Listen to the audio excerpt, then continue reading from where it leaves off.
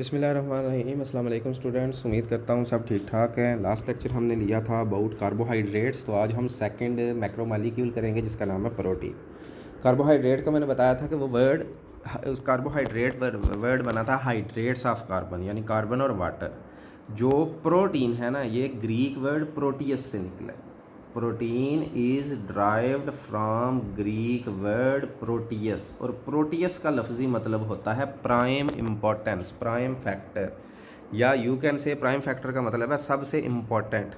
इनको सबसे इम्पोर्टेंट क्यों कहते हैं? क्योंकि किसी भी जानदार का जो जिस्म है वो चाहे बोनी पोर्शन है चाहे नॉन बोनी पोर्शन है, यानी चाहे हड्डियां हैं चाहे जिल्द है, स्किन है, ये सारी चीज़ें प्रोटीन से बनती हैं। सिमिलरली जितना किस्म के भी मीट होते हैं, मीट में भी प्रोटीन प्रेजेंट होती है। इसके अलावा अंडे वगैरह में प्रोटीन होती है, हेयर्स में प्रोटीन होती है, नेल्स में प्रोटीन होती है। ठीक हो गया। अगर हम एक ड्राई सेल की बात करें, खुश्क सेल, तो तकरीबन 50% उसका जो हाफ वेट होता है वो प्रोटीन से बनता है। तो क्योंकि प्रोटीन सबसे ज़्यादा पाए जाते हैं लिविंग फैक्टर्स में, दैट इज़ वाई प्रोटियस, और प्रोटियस को इंग्लिश में माउल्ड करके प्रोटीन बनाया गया। डेफिनेशन पे फोकस करते हैं। जो कार्बोहाइड्रेट्स है उसमें आपने देखा था 3 तरह के एलिमेंट थे, कार्बन था, हाइड्रोजन थी, ऑक्सीजन थी। लेकिन जो प्रोटीन होती हैं इनमें बेसिक जो सबसे इंपॉर्टेंट केमिकल है कार्बन हाइड्रोजन के अलावा, वो नाइट्रोजन होती है। तो यही हम इनकी डेफिनेशन में ऐड करेंगे। क्या होते हैं protein? Highly complicated nitrogenous compound, यानी ऐसे कंपाउंड जिनमें नाइट्रोजन होती है। नेक्स्ट, प्रोटीन किस से मिल के बनते हैं? अमाइनो एसिड से। अमाइनो एसिड्स के अभी थोड़ी देर बाद जिक्र करते हैं। नेक्स्ट, अगर हम बात करें कि प्रोटीन में कौन कौन सा एलिमेंट है, तो कार्बन है, हाइड्रोजन है, ऑक्सीजन है, नाइट्रोजन है और सल्फर है। तो ये इसकी 2 लाइनें डेफिनेशन बन सकती है। सबसे पहले क्या बताएं? हाईली कॉम्प्लिकेटेड है, नाइट्रोजीनियस कंपाउंड्स हैं, कार्बन हाइड्रोजन ऑक्सीजन नाइट्रोजन और सल्फर से बनते हैं।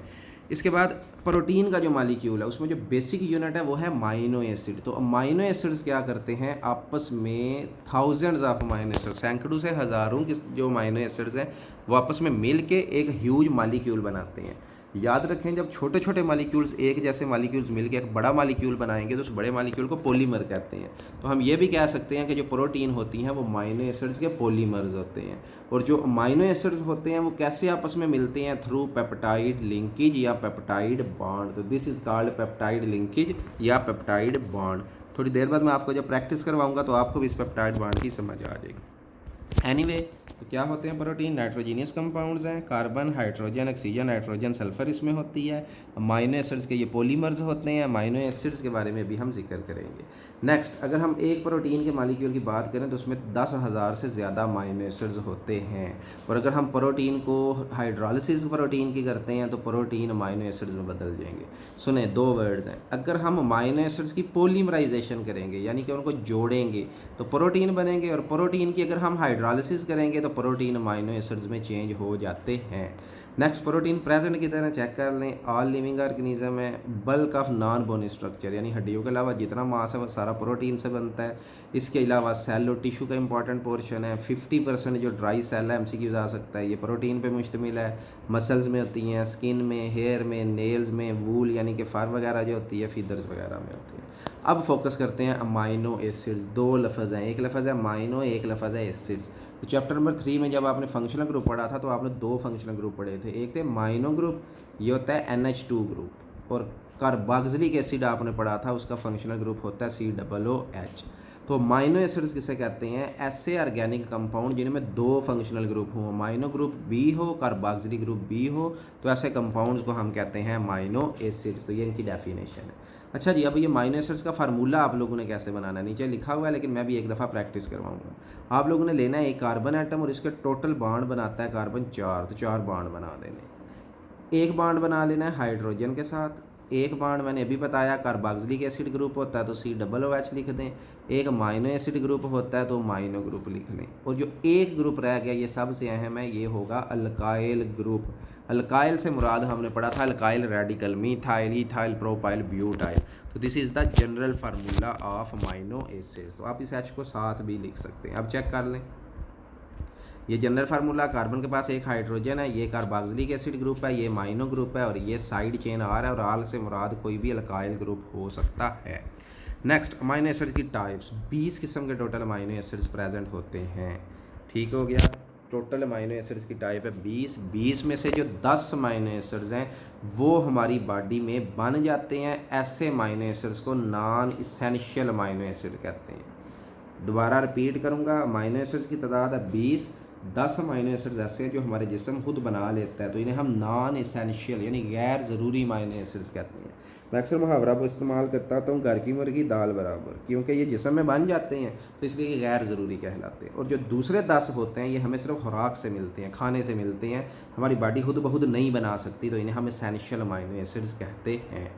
Next, amino acids are the building block of protein. अभी थोड़ी देर पहले मैंने आपको बताया कि प्रोटीन पॉलीमर होता है अमाइनो एसिड्स का।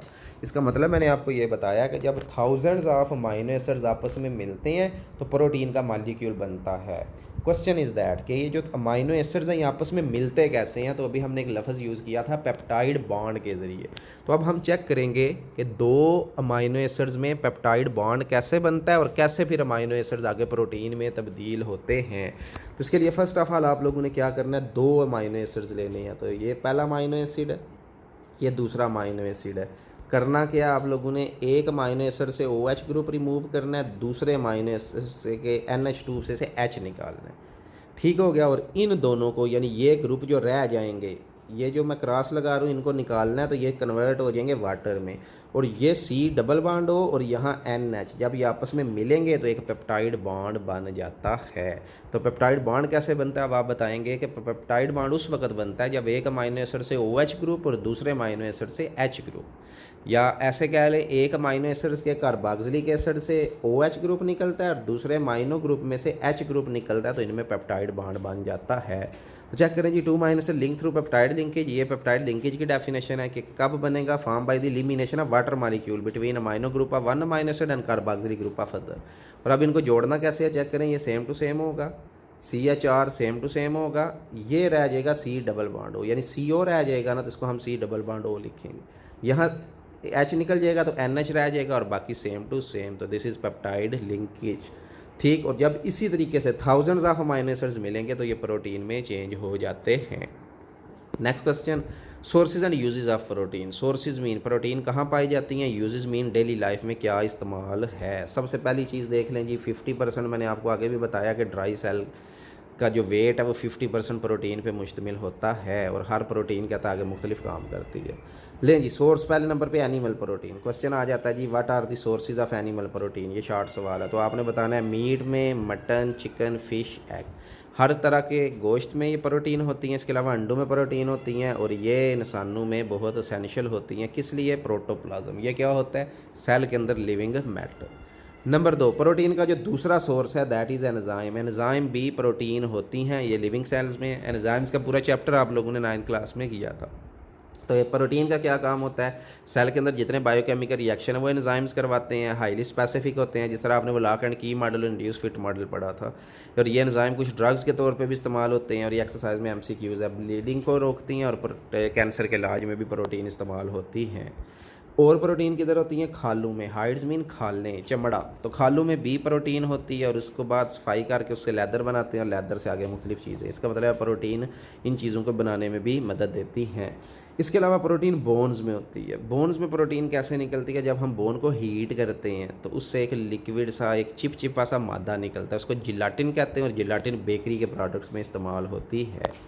इसके अलावा जो प्रोटीन होती है, अगर पौधों की बात करें, पौधों में भी प्रोटीन होती है, फलियों में और लोबिये वगैरह में, और ये हम खुराक के तौर पे इस्तेमाल करते हैं। तो ये आपका एक टॉपिक है जिसको हम बोलेंगे प्रोटीन।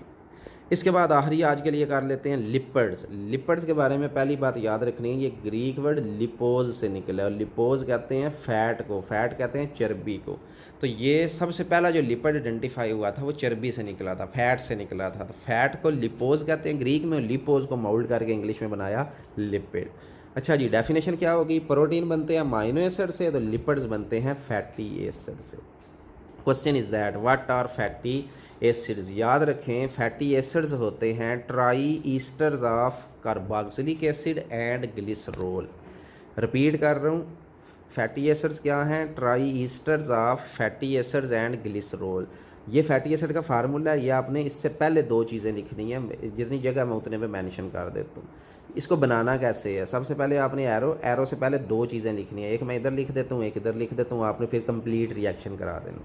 सबसे पहले आपने लेना है ग्लिसरॉल, 3 अदद लेने हैं कार्बोक्सिलिक एसिड। कार्बोक्सिलिक एसिड का भी हमने जर्नल फार्मूला पढ़ा था RC डबल बॉन्ड और H, 3 कार्बोक्सिलिक एसिड, इधर भी RC डबल बॉन्ड O और H, एक और carboxylic acid RC double bond और H, this is carboxylic acid. Plus आपने लेना है ग्लिसरॉल। ग्लिसरॉल कैसे बनाना है चेक करें, 3 अदद पहले कार्बन ड्रा करें, ठीक है, तीनों को एक एक OH दे दें, इसको एक OH दे दें, इसको एक OH दे दें, इसको एक OH दे दें। अब बॉन्ड पूरे करें हाइड्रोजन, तो इसको 2 हाइड्रोजन मिलेंगे तो ये CH2 होगा, इसको 2 हाइड्रोजन मिलेंगे, सॉरी 1 हाइड्रोजन मिलेगा इसको, क्योंकि 3 बॉन्ड है कार्बन के, 1 हाइड्रोजन, और इसको 2 हाइड्रोजन। रिपीट कर रहा हूँ, ये CH2 है, ये CH है, ये CH2 है, this is glycerol, this is carboxylic acid. अब आपने क्या करना है, पहले पे इसको लिखना है रिएक्शन, दूसरे पे इसको लिखना है प्लस लगा के, फिर एरो लगाना है, और एरो के बाद अब आपने ये बनाना है। ये कैसे बनेगा, यहाँ से रिमूव होगा जो हमारे पास OH ग्रुप है, यहाँ से रिमूव होगा OH, यहाँ से रिमूव होगा H, यहाँ से OH, यहाँ से H, सिमिलरली यहाँ से OH ग्रुप और यहाँ से H। अब देखें क्या रह गया, CH2O CHO CH2O, ये लिखा हुआ है CH2O CHO CH2O, और remaining OC double bond OR, this is O, ये C डबल बॉन्ड OR, ये भी OC डबल बॉन्ड OR, और ये भी OC डबल बॉन्ड OR। अब इसको मैं रिपीट कर रहा हूँ ताकि गंद ना बने। सबसे पहले आप लोग क्या करें, ग्लिसरॉल लिख लें, तो CH2OH सिंगल बॉन्ड CHOH, फिर सिंगल बॉन्ड CH2OH, ठीक। प्लस आप लोग क्या लिखें, 3 कार्बोक्सिलिक एसिड। कार्बोक्सिलिक एसिड को ऐसे लिख सकते हैं RC डबल बॉन्ड OH एक, इधर भी RC डबल बॉन्ड OH 2, और इधर भी RC डबल बॉन्ड OH 3। अब नज़र आ गया होगा, यहाँ से OH, यहाँ से H, यहाँ से OH, यहाँ से H, यानी 3 वाटर रिमूव होंगे। रिजल्टिंग स्पीशी को कहते हैं ट्राई ईस्टर्स। तो चेक करें जी, lipids include fat and oil, fat और ऑयल इसमें शामिल है। Oil and fat are the esters of long chain of carboxylic acid and glycerol, अभी बताया है, और these ester are made up of 3 fatty acid, therefore they are called triglyceride या try esters.